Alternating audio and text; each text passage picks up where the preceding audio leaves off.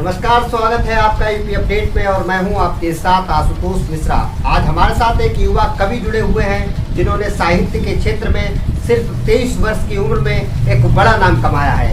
100 से अधिक मंचों को उन्होंने साझा किया है। 50 से अधिक बड़े मंचों पर उन्होंने काव्य पाठ किया है। हमारे साथ मौजूद है बीसलपुर के युवा कवि अंकित चक्रवर्ती जी, जिन्होंने अपने छोटे से जीवन में बहुत ही कम समय में बड़े बड़े मंचों पर काव्य पाठ किया है। अंकित जी नमस्कार। यूपी अपडेट के सभी श्रोताओं को मैं अंकित चक्रवर्ती नमस्कार करता हूं, अपना प्रणाम आप तक पहुंचाता हूं। और जैसा कि भैया ने बताया, ये बस सब आप सबका आशीर्वाद है, बीसलपुर वालों का आशीर्वाद है और पूरे देश का प्यार और अपार प्यार मिलता है हमें, जिसकी वजह से आज ये सब है। अंकित जी, सबसे पहला सवाल हमारा कि आपने साहित्य के क्षेत्र को क्यों चुना? आखिर क्या परिस्थितियां रही कि आपको साहित्य का क्षेत्र चुनना पड़ा? किन कारणों को से आपको साहित्य का क्षेत्र अच्छा लगता है? साहित्य का क्षेत्र मुझे कुछ इस वजह से अच्छा लगता है, मैंने बचपन में हमारे रामलीला में एक बहुत बड़ा मेला होता है जहाँ हर बार कवि सम्मेलन होता है, पर वहाँ मैंने देखा था जिस समय मायावती का शासन था उस समय लोग मायावती के बारे में बोलने से डरते थे। पर उस समय एक कवि जी आए थे, उन्होंने एक पंक्ति लिखी थी कि अब की माया के पीछे पड़ गए बड़े बड़े संडा, बड़े बड़े मूल संडा। तो मैंने सोचा ये कवि ही ये कैसा होता है जो स्वतंत्र और निर्भीक होता है। स्वतंत्र और निर्भीक बोलने के लिए अगर आपको सत्ता पक्ष के विरुद्ध स्वतंत्र और निर्भीक बोलना है तो या तो पत्रकार बन जाइए या तो कवि बन जाइए। तो मैंने फिर कवि लाइन को चुना। आपने सत्ता पक्ष के विरुद्ध क्या लिखा है जो सच हो और सत्ता के विपरीत हो? सत्ता के विरुद्ध अभी इसी समय ही कोरोना आया, लोगों ने कहा सरकार अच्छा काम कर रही है। अगर यहाँ पे कोई और भी सरकार होती वो भी ऐसा ही काम करती जैसा सरकार ने किया, लेकिन जो कमी थी उस कमी को मैं उजागर कुछ अपनी पंक्तियों में करता हूँ कि सरकार का पक्षधर हूँ, विरोध नहीं कर सकता मैं, लेकिन कभी होकर चुप रहने का अनुरोध नहीं कर सकता मैं। जब किसी भक्त को अपने देवों पर गुस्सा आता है, गुस्सा तो नहीं कर सकता पर रो रो कर रह जाता है, गुस्सा तो नहीं कर सकता पर रो रो कर रह जाता है। बिना दवा पर लोग चले गए, रोया हूं लाशों पर, सिंहासन दम भरता रहा नोटो वोटो ताशों पर। सिंहासन दम भरता रहा नोटो वोटो ताशों पर। मेरी कलम कह रही है कैसे तुमने सरकार लिखी, जिनको सब श्रेष्ठ बताया क्यों ना उनको धिक्कार लिखी। बहुत हो गया लिखना अब तुम ना सरकार लिखो, सत्ता मद में चूर हुए इन पर तुम धिक्कार लिखो। बिना स्याही के मेरी कलम भूखी तो मर सकती है, पर दरबारों का बंधन कर पेट नहीं भर सकती है। मैं पल करके बड़ा हुआ हूँ अन्न के दाने दानों से, मैंने पैसा नहीं लिया है नेताओं पर गानों से। जो बात सच है वही कहूँगा।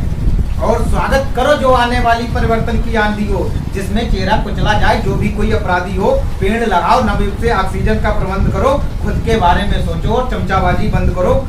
खुद के बारे में सोचो और चमचाबाजी बंद करो। चमचाबाजी करते करते आखिर में पछताओगे, महामारी से बच गए तो बेगारी से मर जाओगे। बिल्कुल सही अंकित जी, आपने वास्तव में अपनी कविता के माध्यम से उन तथ्यों को उजागर किया जो सरकार की कमियां हैं। सरकार की कमियों को दिखाना पत्रकार और कवियों का काम है, क्योंकि कवि और पत्रकार ही सरकार को एक सही दिशा दे सकते हैं। क्योंकि यदि सत्ता का विरोध नहीं होगा तो सत्ता निरंकुश हो जाएगी और सत्ता किस तरह से गलत कार्य करने लगेगी, इसके परिणाम हम लोगों को ही झेलने पड़ेंगे। एक शायद हरिओम पवार जी भी कोई कविता कहते हैं सत्ता के विरोध में, अगर आपको याद हो तो सुनाओ। नहीं, खैर हमें तो इतना नहीं याद आ। आप बीसलपुर जैसी छोटी जगह से निकले हैं, आप बड़े बड़े अब मंचों को साझा कर रहे हैं, कई चैनलों पर भी आपने अपनी काव्य पाठ किए हैं। इसके पीछे, इस सफलता के पीछे किन लोगों ने आपका साथ दिया? कौन लोग आपके साथ रहे? किन लोगों ने आपका विरोध किया? किन लोगों ने आपको आगे बढ़ाने में जीवन में आपका सहयोग किया? और बीसलपुर के युवा कवि जो अभी जल्दी से काव्य पाठ कर रहे हैं और अच्छा काव्य पाठ कर रहे हैं, उन लोगों को क्या संदेश देना चाहेंगे? जैसे जिन लोगों ने विरोध किया गया उनके तो नाम नहीं बताऊंगा, पर जिन लोगों ने साथ दिया उनके नाम जरूर बताऊंगा। कि लाल किला पे काव्य पाठ करने वाले हमारे पीलीभीत से रचित भैया जी, जिन्होंने हमारा बहुत साथ दिया।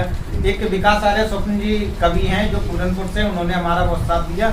इसके बाद लखनऊ से कवि प्रख्यात मिश्रा और कवि विख्यात मिश्रा जी आते हैं, उन लोगों ने हमारा एकदम से बिल्कुल छोटे भाई की तरह हमारा साथ दिया। बाकी डॉक्टर सुमन दुबे जी और डॉक्टर व्याख्या मिश्रा जी ने हमें एकदम अपने बेटे के जैसा सम्मान दिया, बेटे के जैसा मान दिया, और बिल्कुल जहाँ भी हो सकता था उन लोगों ने हमारा समर्थन दिया। आज मतलब अगर मैं कहूँ तो लगभग अधिकतर सारा का सारा श्रेय मैं इन्हीं लोगों को देना चाहूँगा। बाकी उसके बावजूद भी पीलीभीत से और लखनऊ से, बाकी दिल्ली से, जहाँ भी मैं गया हूँ, हर कवि ने मुझे सम्मान के साथ मुझे एकदम अपना छोटा भाई, छोटा बेटा सम्मान मान के प्यार ही दिया है। मुझे अब तक तो अपेक्षाएं 1-2 लोगों से मिली हैं, पर लगभग में किसी से नहीं मिली। अंकित जी, प्रत्येक कवि का एक सपना रहता है, प्रत्येक कवि माँ शारदे पर एक कविता लिखता है, प्रत्येक कवि अपने गुरुओं पर एक कविता लिखा। आपने भी कोई ऐसी कविता लिखी है? हाँ, मेरी कविता एक थी, जैसे लोग लिखते हैं माँ पे कविता लिखते हैं, मैंने देखा कि माँ एक ऐसा शीर्षक होता है कि माँ पे कविता लिखनी चाहिए, लेकिन मैं एक दिन माँ पे कविता लिखने बैठा तो मेरे पास कविता नहीं लिखी गई। उसके बाद मैंने दूसरी कविता लिखी, उसमें एक कवि जी हैं विकास आर्य स्वप्न जी, जिनकी माँ पे कविता मुझे बहुत अच्छी लगती कि पायल की छन छन से कानों ने सुनना सीखा। ये एक कविता, तो मैंने उसी कविता को देखते हुए मैंने लिखा कि स्वप्न तुम्हारे गीतों को पढ़ मैं पागल हो जाता हूँ, धुन सुन मैं भी अपनी माँ की यादों में खो जाता हूँ, सोचता रहता हूँ कि मैं भी ऐसा ही श्रृंगार लिखूं, दंगे फसादों को छोड़कर मैं भी माँ का प्यार लिखूं। पर माँ के बारे में अंकित बस इतना ही लिख पाता है, माँ के बारे में अंकित बस इतना ही लिखवाता है, माता को याद करूँ तो जय हिंद लिख जाता है।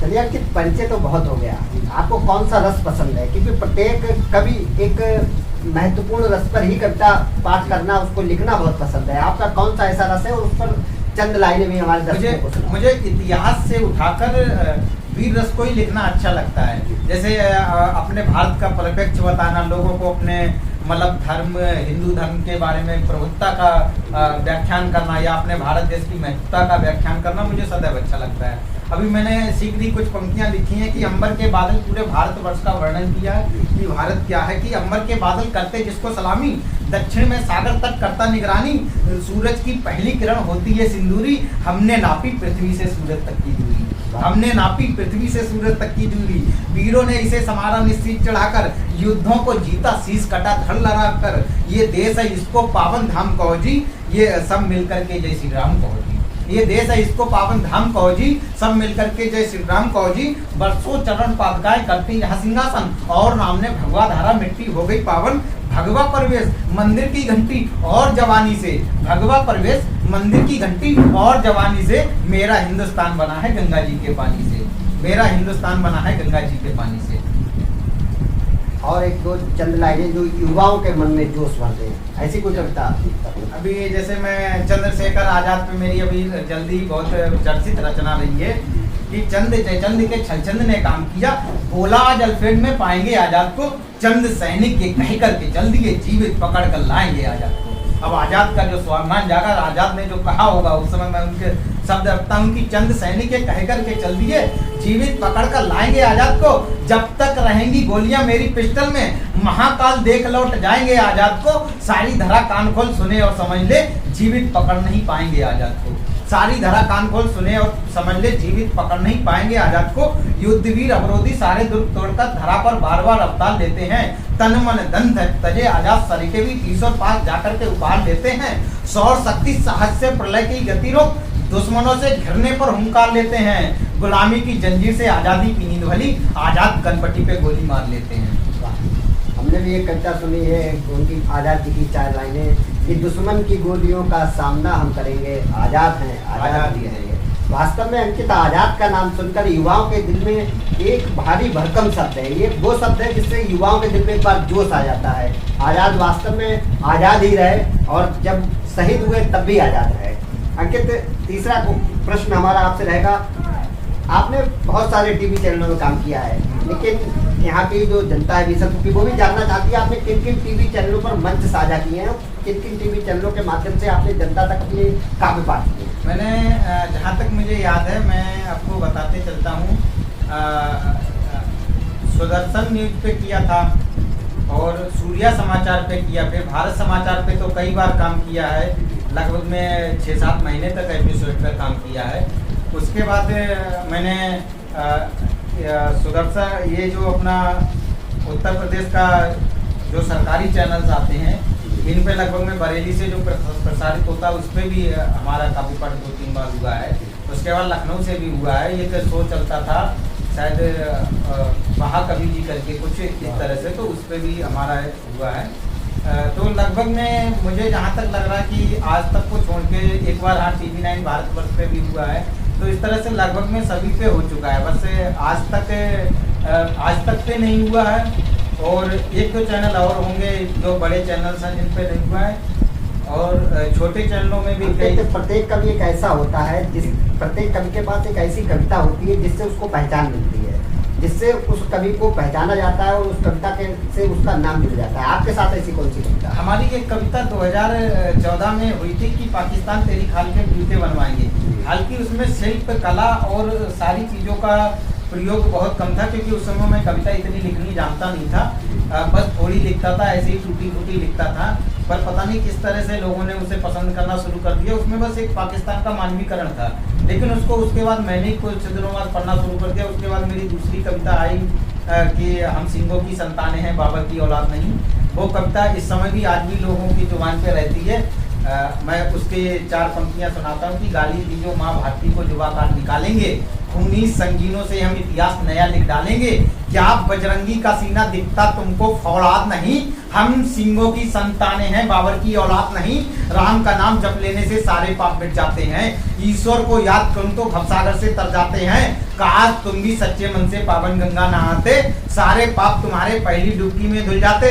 पाकिस्तान जाओ, पाकिस्तान जाओ, पाकिस्तान जाओ, सन में वंदे मातरम कहने में खर्चा हमसे ले जाओ आए जो वीजा लगने में, खर्चा हमसे ले जाओ आए जो वीजा लगने में। भारत माँ को गाली देने वालों केवल तुम इतना सुन लो, जितने दिन शेष बचे हैं एक एक करके उनको गिन लो।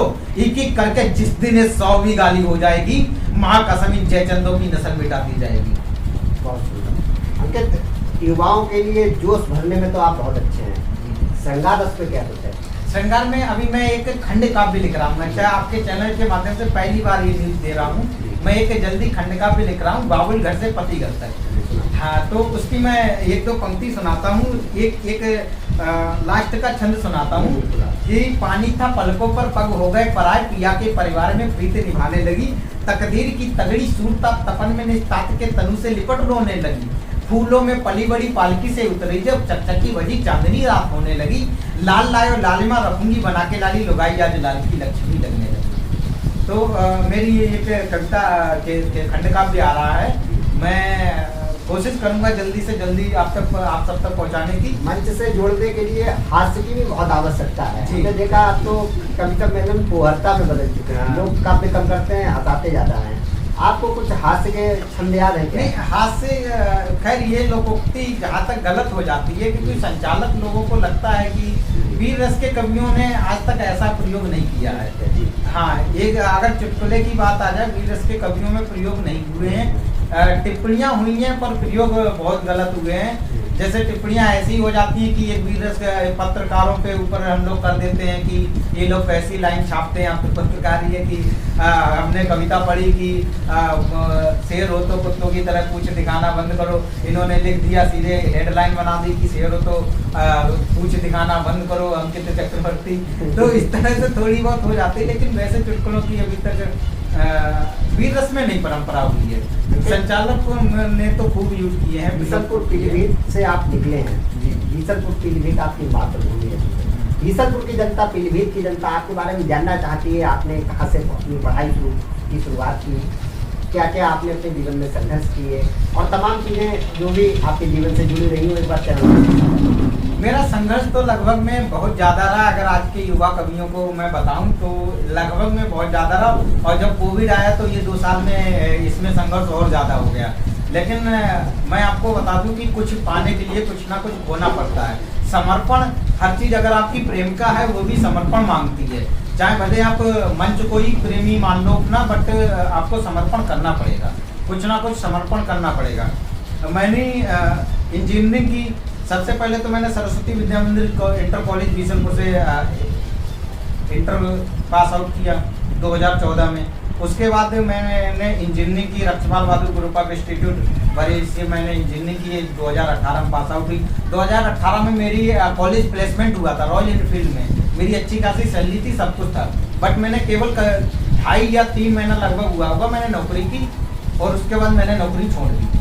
मैं कवि सम्मेलन की दुनिया में उतर गया। जैसा कि मैंने आपको बताया कि कुछ ना कुछ समर्पण करना पड़ता है। फिर हमें कभी ये नहीं पता था कि कोविड भी आएगा। फिर जैसे ही कोविड आया तो खैर मैंने इस समय फिर से वर्तमान समय में मैंने फिर से project engineer Bundelkhand express way पे हूँ। फिर से मैंने 2-3 दिन इंटरव्यू की तैयारी की और फिर से ज्वाइन कर लिया। पर लेकिन जब कविता समर्पण मांगेगी तो मैं फिर से नौकरी का समर्पण दे दूंगा। ऐसा नहीं है, कहीं ना कहीं समर्पण देना पड़ता है, चाहे नौकरी का हुआ या अपने जीवन का हुआ। जीवन में कवियों ने अपना अपना पूरा जीवन सर्वस्व दे दिया कविता के लिए, तभी उनको कहीं ना कहीं प्रसिद्धि मिली है। जी, कुछ कविता मैं चाहता हूँ, कोई एक अच्छी कविता आप अपने मेरे चैनल के माध्यम से की जनता जो भी देखे दर्शक देखे उनको सुनाइए कोई एक। अच्छा, मैं एक बहुत अच्छी कविता सुनाता हूँ किसानों की। हालांकि हरिओम पवार जी बहुत अच्छी बात करते हैं किसानों पे। जब एक मध्य प्रदेश में एक समय ऐसा हुआ था कि गोली चली थी किसानों के ऊपर। आज भी किसान दिल्ली में धरने पे बैठे, चाहे कोविड आए या कुछ भी, वो पहली धारा आ गई, बेचारे दूसरी स्थिति बैठे हैं, लेकिन उनकी आज भी सरकारों ने नहीं सुना है। मैंने उस पर एक बहुत लंबी कविता लिखी, उसका कुछ अंश आप तक पहुंचाता हूँ कि मैं किसान के गीत लिखूंगा अपने मन की पीड़ा से, जिनके शब्द शारदे देती अपनी पावन वीणा से, पवित्र पावन शब्दों का अपमान नहीं कर सकता मैं, छोड़ किसानों को सत्ता का गान नहीं कर सकता मैं, छोड़ किसानों को सत्ता का गान नहीं कर सकता मैं। मेरी कलम कह रही है कैसे तुमने सरकार लिखी, जिनको सर्वश्रेष्ठ बताया क्यों ना उनको धिक्कार लिखी। बहुत हो गया लिखना अब तुम ना सरकार लिखो, सत्ता मद में चूर हुए इन पर तुम धिक्कार लिखो। बिना स्याही के मेरी कलम भूखी तो मर सकती है, पर दरबारों का बंधन कर पेट नहीं भर सकती है। हमने फिर से राम राज्य आने के सपने देखे थे, साल 2014-2019 में इतनी फूल मालाओं से हमने बरसात की थी कि मोदी जी का मुख नहीं दिखाई दे रहा था। कि हमने फिर से राम राज्य आने के सपने देखे थे, राज तिलक में भर भर कर फूलों के बंडल फेंके थे। सुबह होते ही राम राज्य वाला सपना चला गया, फिर किसानों का राम सत्ता के रावण से चला गया। सड़क से लेकर संसद तक जब तक इतनी लंबी दूरी है, सरकार पर लिखना पढ़ना मेरा बहुत जरूरी है। अरे ये तो केवल राम राज्य के सपने देने वाले हैं, इनके राज्य की सीता माँ के पैरों में भी छाले हैं, इनके राज्य की सीता माँ के पैरों में भी छाले हैं। और ऐसे में एक कविता अच्छा और सुनाता हूँ नेताजी सुभाष चंद्र बोस पर। मुझे लगता है कि मुझे वो कविता आप तक जरूर पहुंचानी चाहिए और मैं जरूरी है जी। शहीदों की बात की जाए, स्वतंत्रता संग्राम सेनानियों की बात की जाए, इससे आज की युवा पीढ़ी परिचित हो, लोगों को लगे कि आज वास्तव में हमारे जो स्वतंत्रता संग्राम सेनानी थे उन्होंने कितना हमारे लिए त्याग किया, कितना हमको बलिदान दिया। आज हम जिस स्थिति में बैठे हैं वास्तव में ये स्वतंत्रता संग्राम सेनानियों की देन है, उनके बारे में जरूर पढ़ना। मैं उस महानायक की कविता पढ़ना चाहता हूँ जिस महानायक को आज कवि लोग कम कविता पढ़ते हैं, पत्रकार लोग जिनका नाम लिखने से डरते हैं। मैंने देखा है लोग फोटो छापने से डरते हैं, जिनकी जयंती पे आजकल कोई शुभकामना संदेश नहीं होता है। मैं उस क्रांतिकारी का नाम पढ़ना चाहता हूँ जिनके नाम पे आज तक कोई भारत सरकार अवार्ड नहीं घोषित कर पाई। हालांकि भाजपा सरकार भी पूरे जनधन के साथ आई और लेकिन उसके बाद भी आज तक उस नाम पर आज तक एक सिक्का नहीं चला। राष्ट्रभक्तों की सरकार, हाँ, तब राष्ट्रभक्तों की सरकार आने के बाद उस व्यक्ति के नाम पे एक सिक्का नहीं चला पाई। तब मैं कहीं पढ़ने की कोशिश करता हूँ और हिम्मत करता हूँ, इस हिम्मत को आप सबकी हिम्मत मिले तो मैं इसे और हिम्मत के साथ आगे भी पढ़ूंगा। जहाँ सरकारें बैठी हुई होंगी वहाँ पढ़ूंगा कि दिल्ली दूर नहीं है मित्र, कदम अपने रख लेना, मैं आजादी ला धर दूंगा, तुम खून मुझे दे देना। कहीं निकल पड़ा था वीर पुत्र आजादी का दीवाना, जय हिंद शंखनाद बजाए आजादी का परवाना, वह नील गगन में बैठा है बनकर के चमके सूरज, देवों की इच्छा होगी ले लूं इनके चरणों की रज, देवों की इच्छा होगी ले लूं इनके चरणों की रज। याद रहे अब अग्नि पृथ्वी राफेलों की ताकत है, दुश्मन अपनी हद में रहना नेताजी का भारत है। सच कहने की हिम्मत दृढ़ता के साथ बोल रहा हूँ मैं, इतिहासों में बंद रखे पृष्ठों को खोल रहा हूँ मैं। नेताजी सम्मान है मेरे प्यारे हिंदुस्तान के, सच्चे पहरेदार रहे जो भारत के सम्मान के। नेताजी सफल हुए जाने को सोवियत देश में, उन्हें लाने गए शास्त्री जी ताशकंद प्रवेश में, हारी बाजी हारने वालों से हमें चला गया। नेताजी नहीं मिले मेरा बब्बर शेर चला गया, नेताजी नहीं मिले मेरा बब्बर शेर चला गया। भारत माता एक प्रश्न पूछ रही संविधान से, मेरा प्रश्न सही यदि समर्थन देना गुमान से। एक उपवन छोड़ कर कहीं और पुष्प खिला नहीं, एक उपवन छोड़ कर कहीं और पुष्प खिला नहीं, किसी भारतीय के रत्न को भारत रत्न मिला नहीं, किसी भारतीय के रत्न को भारत रत्न मिला नहीं। नेताजी की मौत का फिर जिम्मेदार बोलो कौन, प्रश्न सही फिर मेरे सम्मुख सरकारें क्यों रही मौन, मेरे लाल के हाल का जिम्मेदार बोलो क्यों नहीं। हाँ, भारत रत्न के नेताजी हकदार बोलो क्यों नहीं। हाँ, भारत रत्न के नेताजी हकदार। बहुत सुंदर। तो ये थे हमारे साथ कवि अंकित चक्रवर्ती जी, जिन्होंने काव्य पाठ किया, अपने जीवन की सफलताओं के बारे में बताया। वास्तव में पीलीभीत के यदि बीसलपुर की बात की जाए तो यहाँ पर इस वक्त यदि सफल कवियों में देखा जाए तो अंकित चक्रवर्ती का नाम गिना जाता है। अंकित चक्रवर्ती तमाम न्यूज चैनलों में काम कर चुके हैं, तमाम न्यूज चैनलों पर काव्य पाठ कर चुके हैं। अंकित चक्रवर्ती देश पर लिखते हैं, सत्ता पर लिखते हैं, सत्ता के विपक्ष में लिखते हैं। अंकित को बहुत बहुत शुभकामनाएं और आप हमारे साथ जुड़े रहिए और हमारा चैनल देखते रहिए। यदि आपने हमारे चैनल यूपी अपडेट 24/7 को अभी तक सब्सक्राइब नहीं किया तो सब्सक्राइब अवश्य कीजिए। प्रणाम, सत श्री अकाल।